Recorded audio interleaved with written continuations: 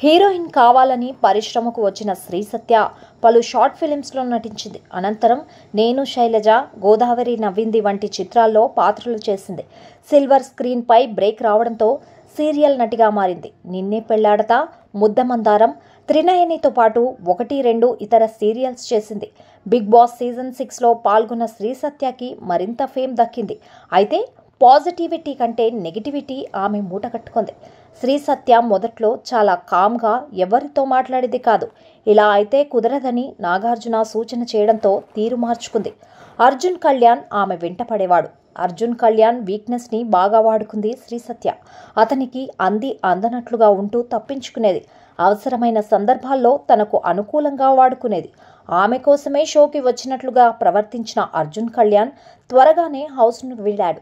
అర్జున్ కళ్యాణ్ విషయంలో ఓ line maintain చేసిన శ్రీ సత్య శ్రీహాన్కి మాత్రం దగ్గరైంది. అతడు టైటిల్ విన్నర్ రేస్లో ఉన్నాడని గ్రహించి తనతో సన్నిహితంగా ఉండడం స్టార్ట్ చేసింది.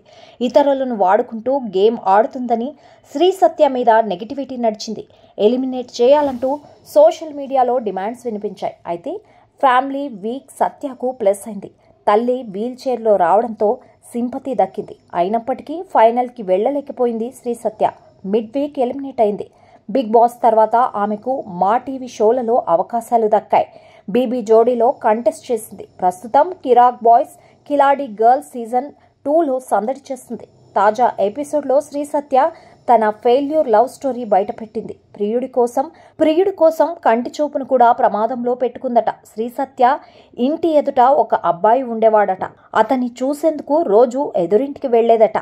ఒకరోజు స్పెక్స్ పెట్టుకొని వెళ్ళిందట. స్పెక్స్ నీకు చాలా బాగున్నాయి అన్నాడట. దాంతో స్పెక్స్ కొనివ్వమని వాళ్ళ అమ్మని అడిగిందట.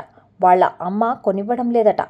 అక్క స్పెక్స్ రావాలంటే ఏం చేయాలని పక్కింటి అక్కను అడిగిందట.